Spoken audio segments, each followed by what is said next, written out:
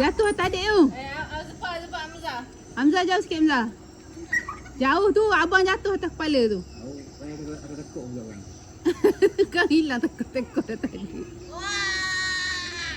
Tu bagi tengok Aira panjat lagi sekali. Adik. Ambus ingat dia.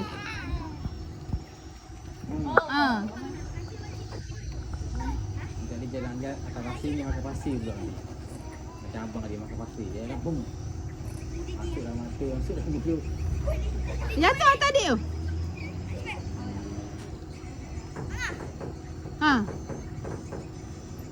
Pandai kaki dia tengok tu. Kaki dia letak mana tu.